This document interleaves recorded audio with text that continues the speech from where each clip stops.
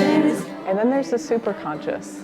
And this is the level of intuition. And superconsciousness sees all things as part of a greater whole. Good morning, everyone. I think you do the whispers at the end. No, either way. Okay. Well, then I'll start with whispers. And I'm Erin, for those of you who don't know me.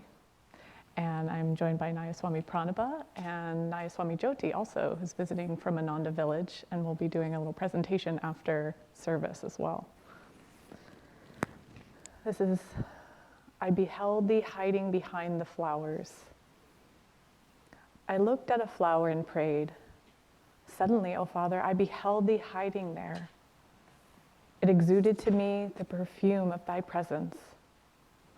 I saw the blush of thy purity coloring its petals. It was the gold of thy wisdom that shone in its heart.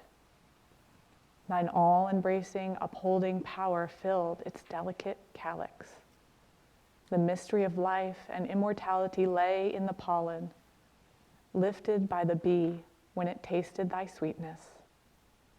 O teach me thy wonders of creation, which are hinted at in even the tiniest roadside weed. I thought that was a perfect reading as spring is beginning to spring itself with all the flowers, and also to remind us that we really can see that divine presence everywhere if we look with our intuition versus our reason. Our reasoning mind looking at a flower probably wouldn't see anything divine, but when we look from within with that power of intuition, that soul perception, we can see that divine presence everywhere.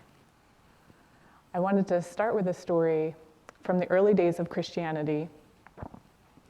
There were arguments raging over the divinity of Jesus Christ and whether he really was one with God. And all the theologians were arguing and having all of these discussions. And finally, the Bishop of Alexandria invited St. Anthony to come and speak in defense of Jesus. And St. Anthony spent his entire life in meditation, in prayer, in seclusion, out in the desert. And he came, and instead of giving a long speech, he said just 4 words: I have seen him.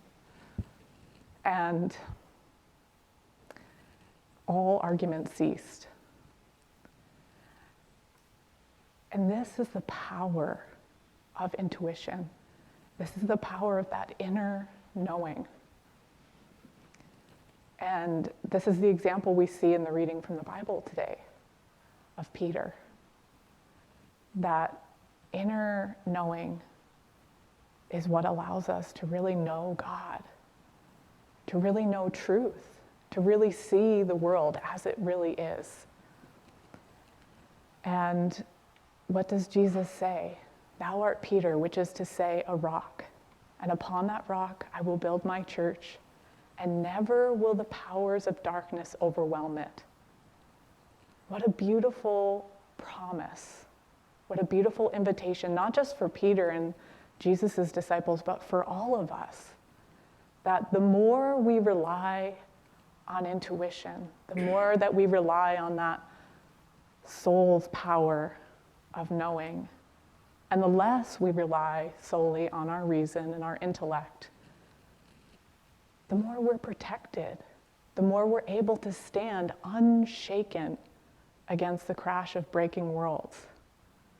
We have that inner certainty because, and it's so important to remember this power of intuition, because in our world, in our culture, reason and intellect is seen as what brings truth, what brings power, what helps us to understand.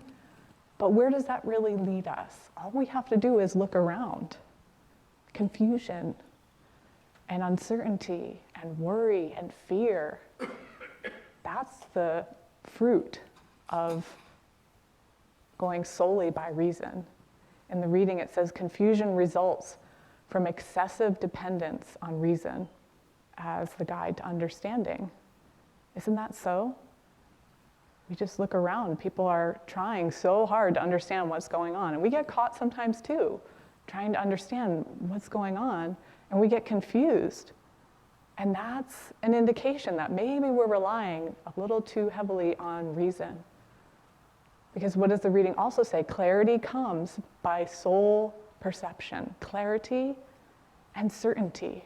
Swami Kriyananda said one of the greatest advantages of intuition over reason is that it provides inner certainty.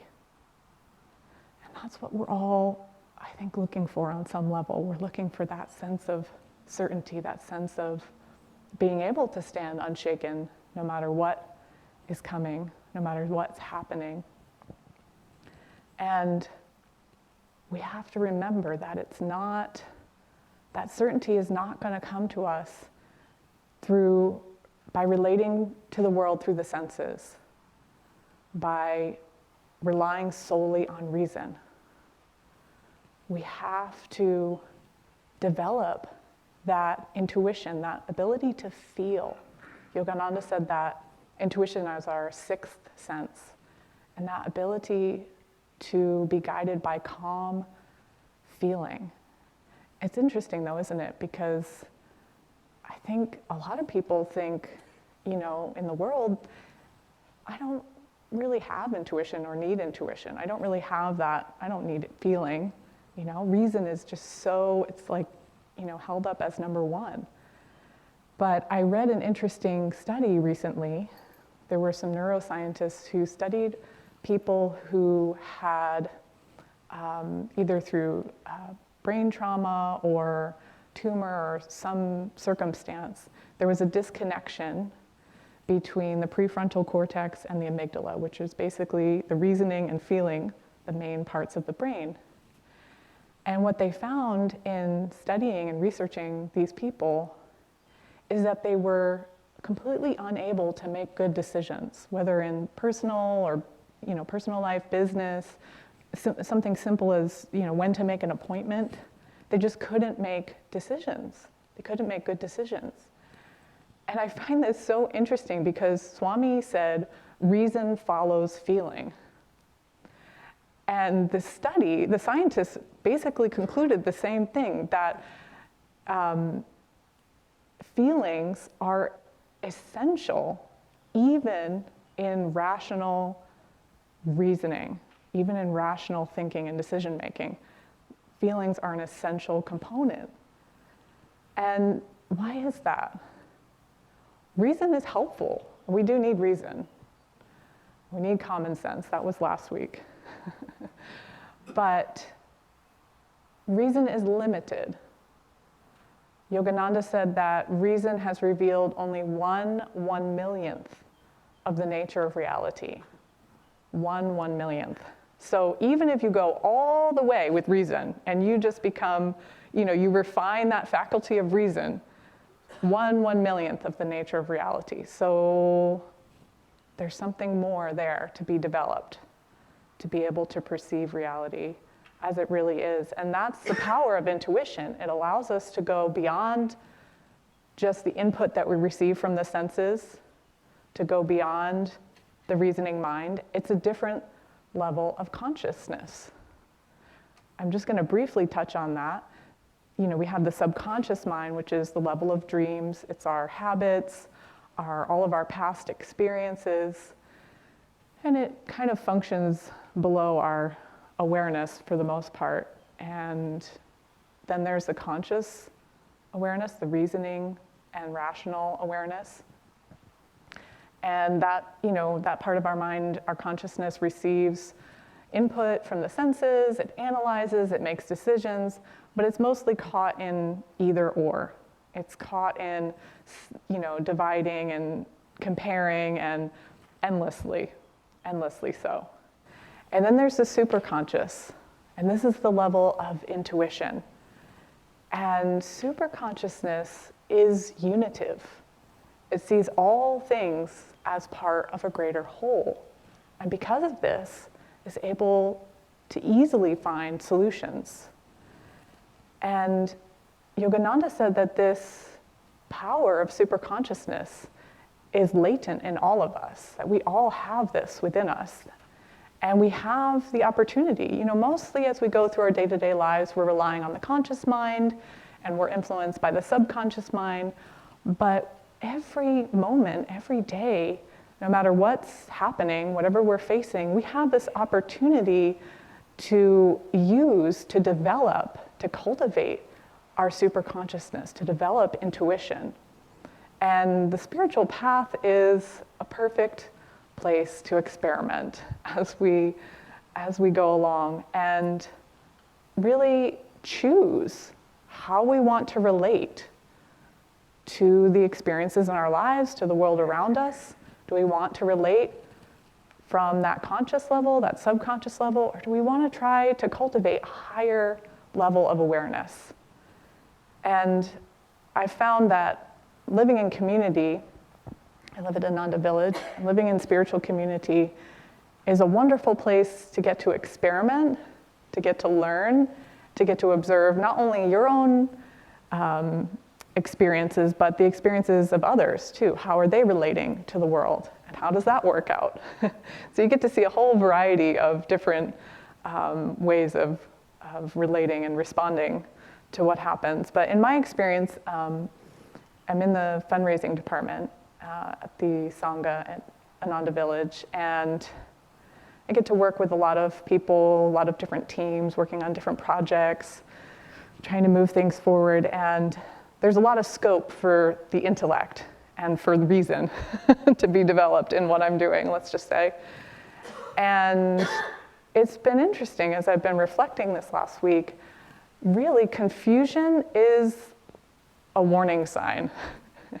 When I'm starting to feel confused, which is a little more often than I would like, to be honest, but it's a warning sign, it's a reminder, hey, wait a minute, you're relying a little too much on that reasoning faculty. It's time to, it's an invitation to raise the consciousness and to relate more intuitively. It's challenging. I was talking to a friend of mine, how do I know if I'm relating from intuition or from reason? And as we go along, maybe we don't, it's hard to tell sometimes, but I feel like this, noticing the results. Am I getting more confused or is there greater clarity? That's a pretty good sign of where I'm coming from. Am I coming more from intuition or from reason? And when I've worked with teams in meetings and things like that, it's really interesting to see the results. Sometimes getting really bogged down, like things are just not flowing, and other times where things just seem effortless. And that's it. It's, when we're going more by reason, it just, things get to a certain point and then we kind of start to go around in circles. Versus when we're able to tune in intuitively, more super consciously, answers just seem to come effortlessly. Everyone agrees.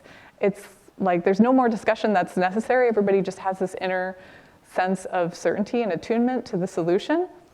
And I was talking with Jyoti, we worked together, and just reflecting on what's the difference? How do we get to one and the other? What is it that helps us get to those moments of working more super consciously?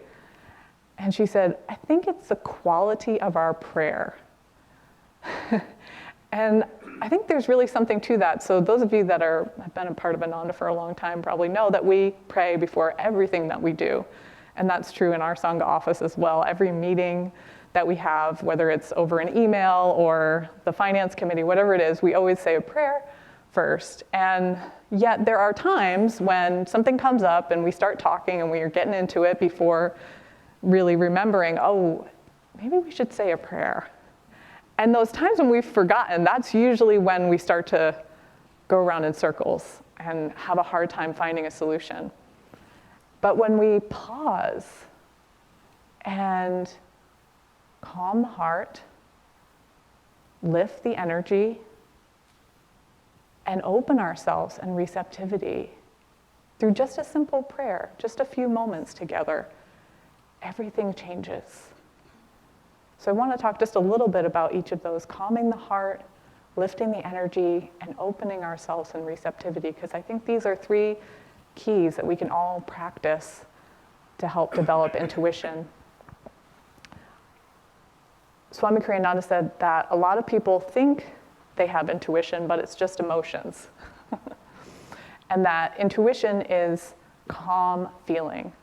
It's so essential to be able to calm those waves of likes and dislikes, of emotion, of the senses, of being engaged with the senses, because what does that all do? It creates turbulence in the consciousness and the lake of our consciousness. And our practices, whether it's prayer or meditation, energization, all of the techniques that we have, Hong Sa, measured breathing, they all help to calm those waves. And they allow us to see more clearly. But it's challenging. We have to choose. We have to choose to practice the techniques, because when we're faced with a challenge, when a problem comes up, there's the ego standing there. We have to do something, right? I have to say something. And as yogis, we have to remind ourselves, instead of doing something, just sit there. Just pause. Calm the heart first, then you can do something. But do it from that place of calmness, because calmness is not passive by any means. I watched a movie recently called Harriet, on the life of Harriet Tubman, which I think I could recommend. It was very powerful. And just the strength and the courage